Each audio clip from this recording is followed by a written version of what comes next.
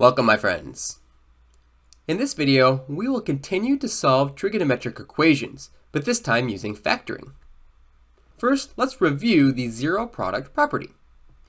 The zero product property says that the only way the product of two numbers can equal zero is if at least one of the two numbers is equal to zero. This is oftentimes applied when you need to factor an equation to solve for x. For example, take x squared minus 4x plus 3 is equal to 0. The way that I solve an equation like this is by using a chart. I want to find two numbers that add to my b term, which in this case is negative 4, and multiply to my c term, which is positive 3. The two numbers that multiply to 3 and add to negative 4 are negative 3 and negative 1.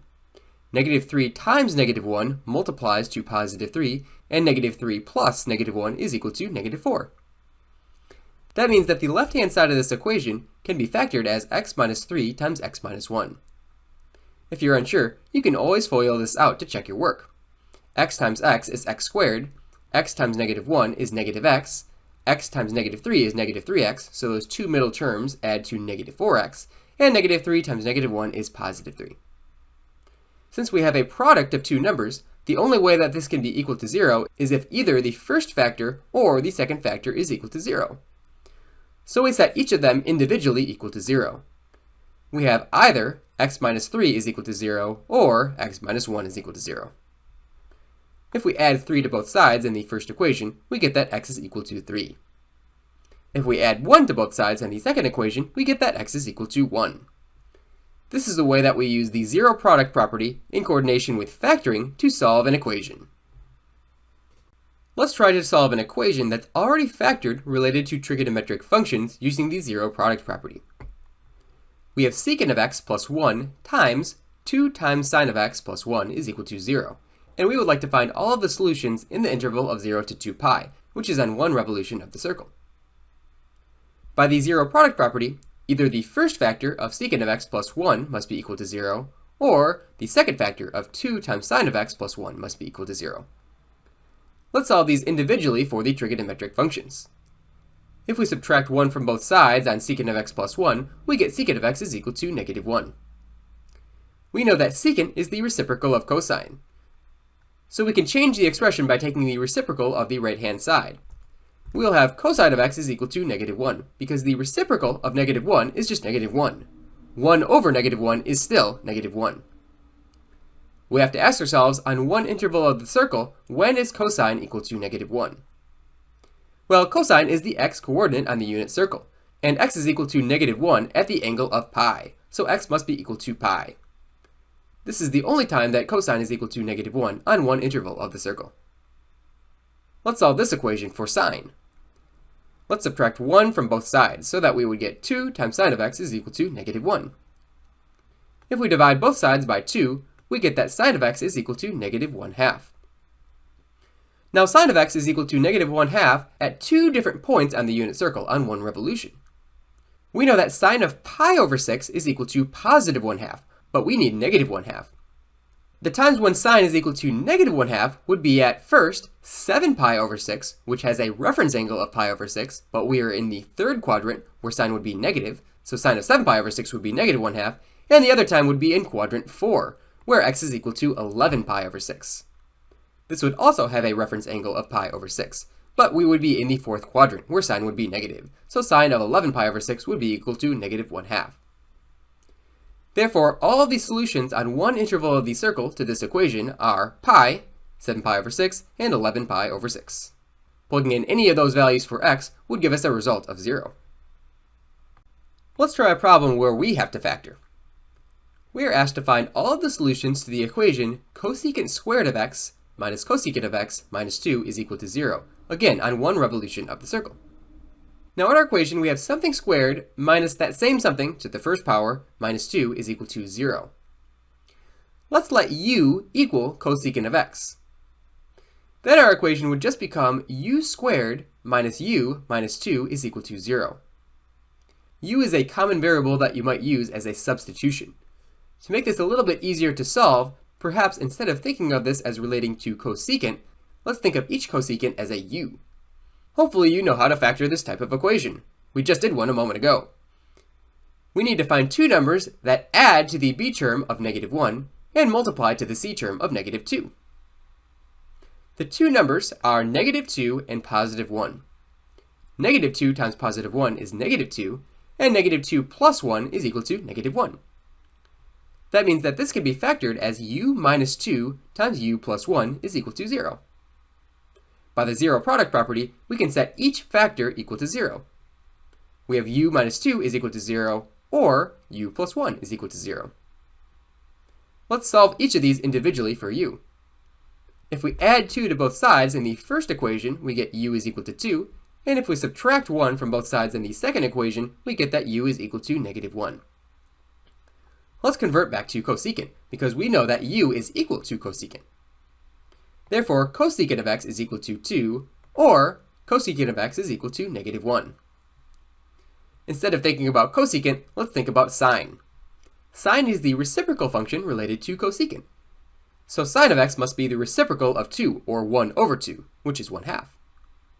Where is sine equal to 1/2 on the unit circle? Well, in one revolution, sine of pi over 6 would be equal to 1/2, and the other angle would be in quadrant 2.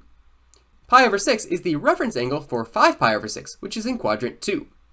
Sine is positive in quadrant 2, so sine of pi over 6 will be 1/2. As far as the second equation, the reciprocal of -1 is just -1, so sine of x must also be equal to -1. Where is sine equal to -1 on one revolution of the circle? Well, sine is the y-coordinate on the unit circle, and at 3 pi over 2, we are along the negative y-axis. Sine of 3 pi over 2 is equal to -1. Let's try one final problem. We are asked to find all solutions of the equation 2 times cosine squared of x minus 7 times cosine of x is equal to 4. Notice that this problem is not restricted to one revolution of the circle. They ask us to find all solutions. We know that trigonometric functions are cyclical, so there's actually going to be an infinite number of solutions to this equation.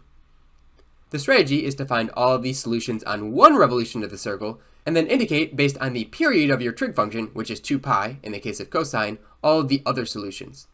I'll show you how that works once we have first solved for the solutions on one revolution of the circle. We have 2 cosine squared of x minus 7 cosine of x is equal to 4. In order to use the zero product property, we want to get everything on one side of the equation and 0 on the other side. So let's subtract 4 from both sides of the equation. We will get 2 cosine squared of x minus 7 cosine of x minus 4 is equal to 0. Let's let u equal cosine of x. Then we will have 2u squared minus 7u minus 4 is equal to 0. All the cosines have changed to u's. We can factor this again using the chart, but it's slightly different since we have a coefficient on our u squared. We need to find two values that add to our b term of -7, but this time, since we have a coefficient on our u squared, a value for a, we must actually multiply a and c to find the value to put at the bottom of the chart. So our b value is -7, but our a times c value that we put on the bottom of the chart is actually 2 times -4, which is equal to -8. We need two values that multiply to -8 and add to -7. Those two values are -8 and +1. At this stage, there are a few different ways to finish the problem. What you cannot do is factor this as u minus 8 times u plus 1. That will not work. Two commonly used options are to first factor by grouping, by breaking the middle term into a -8u and a +1u, or if you divide each of these values by the coefficient on your u squared, which is 2, and reduce, so that we would have -4 over 1 instead of -8 over 2, then you can read your solutions from bottom to top. This is u minus 4, and this is 2u plus 1.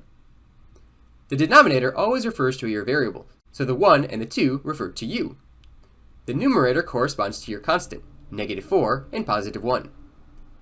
Always attach the negative sign to the numerator, so the constant will always be negative and never the variable.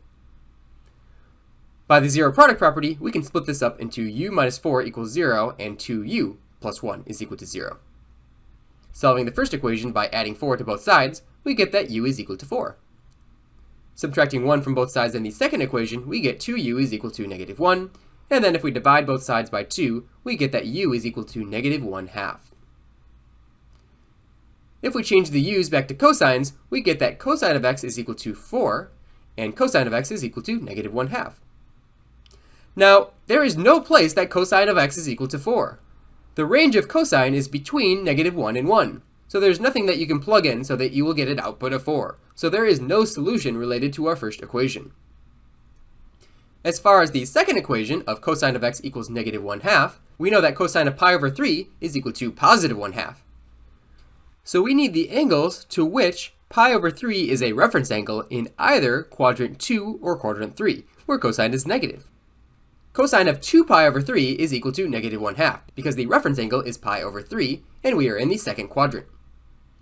Now remember, we need not only the solutions on one revolution of the circle, but all the solutions. If you simply added 2 pi to this value, you would get another solution that is coterminal with 2 pi over 3. So basically, you could add or subtract 2 pi as many times as you want to get coterminal angles with 2 pi over 3, which would also satisfy this equation. The way we write this is by saying plus 2k pi, where k is an integer. The z right here is telling us that k is equal to an integer. So that means we are adding 2 times some integer times pi. So that could be like 2 pi times 3, or 2 pi times 5, or even negative values. 2 pi times negative 1, or negative 2, or negative 3, or even 0. So basically, all this is saying is take 2 pi over 3 and add 2 pi some integer number of times. And you'll get another value that is coterminal with 2 pi over 3 that also satisfies this equation. Okay, there's one more time around one revolution of the circle that cosine of x is equal to negative 1/2, and that would be in quadrant 3, where cosine is negative. Cosine of 4 pi over 3 is equal to negative 1/2. And of course, we could also have angles that are coterminal with 4 pi over 3, so we could add 2k pi, where k is an integer. These are all the solutions to the equation 2 cosine squared of x minus 7 cosine of x is equal to 4. At this stage, we have finished our problem. Alright my friends, that finishes this video related to solving trigonometric equations related to factoring.